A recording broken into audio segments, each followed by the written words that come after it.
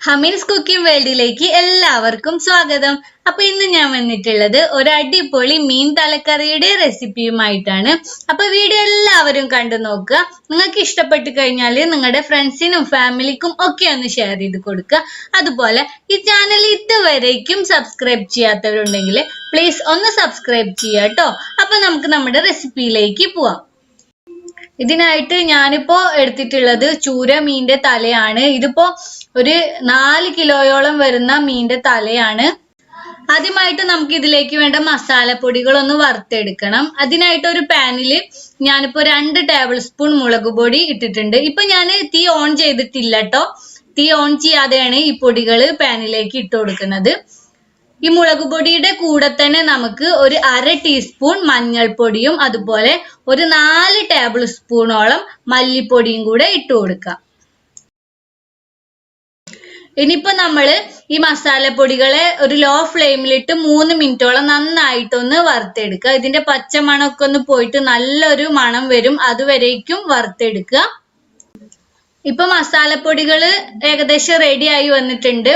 ഇനി നമ്മൾ ഇതിലേക്ക് തേങ്ങ ചിരവിയത് ചേർത്ത് കൊടുക്കണം. ഞാനിപ്പോ ഒരു വലിയ തേങ്ങയുടെ 1/2 മുറി ചിരവി എടുത്തതാണ് ഇപ്പോ ചേർക്കുന്നത്.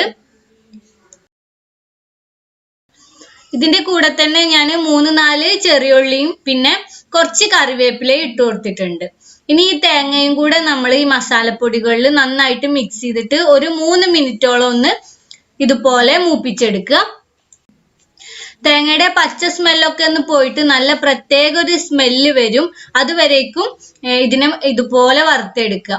തീ പറ്റേ കുറച്ച് വെച്ചിട്ട് വേണം കേട്ടോ ചെയ്യാന്, അല്ലെങ്കിൽ നമ്മുടെ തേങ്ങ പെട്ടെന്ന് തന്നെ കരിഞ്ഞു പോവും. തേങ്ങ മാത്രമല്ല മസാലപ്പൊടികളും പെട്ടെന്ന് തന്നെ കരിഞ്ഞു പോവും.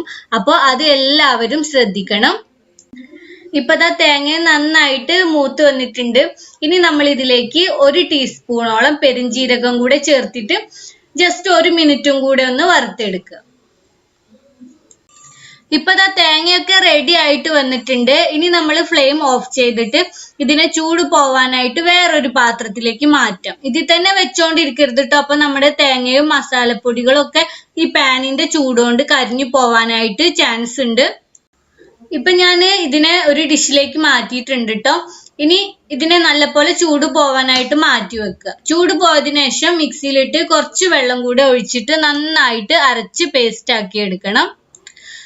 ഇപ്പതാ തേങ്ങ നന്നായിട്ട് ചൂടൊക്കെ പോയിട്ടുണ്ട്. ഞാനിപ്പോ ഇതിനെ മിക്സിയിലേക്ക് മാറ്റി കൊടുക്കുകയാണ്. എന്നിട്ട് ഇതിലേക്ക് കുറച്ച് വെള്ളം കൂടെ ഒഴിച്ചിട്ട് നല്ല പോലെ പേസ്റ്റ് ആക്കി എടുക്കാം. ഇപ്പൊ തേങ്ങയൊക്കെ നല്ല പോലെ അരഞ്ഞു വന്നിട്ടുണ്ട്. ഇനി നമ്മൾ കറിക്കുള്ള കൂട്ട് റെഡിയാക്കാം. ഞാനിപ്പോ മൺചട്ടിയിലാണ് കറി റെഡിയാക്കാൻ പോകുന്നത്. ഇതിലേക്ക് ഇപ്പൊ ഞാൻ 2-3 പച്ചമുളക് നെടുകെ കീറിയത് ഇട്ടിട്ടുണ്ട്. പിന്നെ ഒരു വലിയ തക്കാളി ചെറുതായി കട്ട് ചെയ്തതും എടുത്തിട്ടുണ്ട്. ഇനിയിപ്പോ ഇതിലേക്ക് ഒരു നെല്ലിക്കയുടെ വട്ടത്തിലുള്ള വാളൻപുളി കുറച്ച് വെള്ളത്തിൽ പിഴിഞ്ഞെടുത്ത ആ വെള്ളമാണ് ഇപ്പൊ ഞാൻ ചേർത്തിട്ടുള്ളത്. ഇതിന് പകരം കുടംപുളിയും ചേർക്കാം കേട്ടോ. പിന്നെ നമ്മൾ അരച്ചു വെച്ചിരിക്കുന്ന തേങ്ങയുടെ അരപ്പുണ്ടല്ലോ, അത് ചേർത്ത് കൊടുക്കാം. എന്നിട്ട് മിക്സിയുടെ ജാറ് ഒന്നും കൂടെ ഒന്ന് കഴുകിയിട്ട് ആ വെള്ളം കൂടെ ഇതിന്റെ അകത്തേക്ക് ഒഴിച്ചു കൊടുക്കാം. പിന്നെ ഇതിലേക്ക് കുറച്ച് ഇഞ്ചി, വെളുത്തുള്ളി, അതുപോലെ ചെറിയുള്ളി എല്ലാം കൂടെ ചേർത്തിട്ട് അരച്ചെടുത്ത പേസ്റ്റ് ആണ് ചേർത്തിട്ടുള്ളത്. ഇതൊരു 1.5 ടേബിൾ സ്പൂൺ ഉണ്ട് കേട്ടോ. പിന്നെ കറിയുടെ ആവശ്യത്തിനുള്ള ഉപ്പും കൂടെ ചേർക്കാം. പിന്നെ ഇതിലേക്ക് നമ്മൾ എടുത്തു വെച്ചിരിക്കുന്ന മീനിന്റെ തലയില്ലേ, അതും കൂടെ ചേർക്കാം. ഇനി എല്ലാം കൂടെ നന്നായിട്ടൊന്ന് ഇളക്കി മിക്സ് ചെയ്യാം. എന്നിട്ട് നല്ല പോലെ ഒന്ന് ഇതിനെ തിളപ്പിച്ചെടുക്കുക. തുറന്നു വെച്ചിട്ട് തന്നെ തിളപ്പിച്ചോളൂ കേട്ടോ. ഇപ്പൊ ഇത് നന്നായിട്ട് തിളച്ചു വരാൻ തുടങ്ങിയിട്ടുണ്ട്. ഇനി നമ്മൾ ചെയ്യേണ്ടത് ഇതിനെ അടച്ചു വെച്ചിട്ട് തീ പറ്റ ലോ ഫ്ലെയിമിലേക്ക് കുറക്കുക. എന്നിട്ട് ഇതിന്റെ മുകളിൽ എണ്ണ നന്നായിട്ട് തെളിഞ്ഞു വരും, അതുവരേക്കും ഇങ്ങനെ ലോ ഫ്ലെയിമിൽ ഇട്ട് വെച്ചുകൊണ്ട് തന്നെ കുക്ക് ചെയ്യുക. ഇടയ്ക്കൊന്ന് തുറന്നിട്ട് ഇളക്കി കൊടുത്താൽ മതി.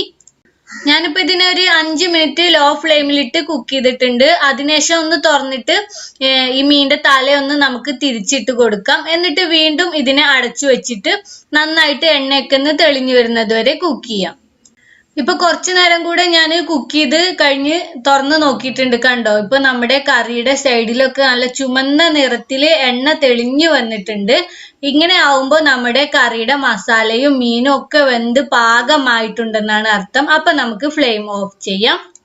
ഇതിന്റെ മുകളിൽ നമുക്ക് കുറച്ച് കറിവേപ്പിലയൊക്കെ വെച്ചിട്ട് ഗാർണിഷ് ചെയ്യാം. അങ്ങനെ നമ്മുടെ കിടിലൻ മീൻ തലക്കറി റെഡി ആയിട്ടുണ്ട്. ഇത് നമുക്ക് ചോറിന്റെയും ചപ്പാത്തിയുടെയും ബ്രേക്ക്ഫാസ്റ്റിന്റെയും ഒക്കെ കൂടെ കഴിക്കാൻ പറ്റുന്ന നല്ലൊരു കോമ്പിനേഷൻ ആണ്.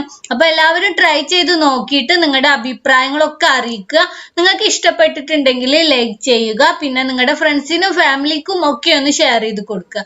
അതുപോലെ ഈ ചാനൽ ഇതുവരേക്കും സബ്സ്ക്രൈബ് ചെയ്യാത്തവരുണ്ടെങ്കിൽ പ്ലീസ് ഒന്ന് സബ്സ്ക്രൈബ് ചെയ്യുക.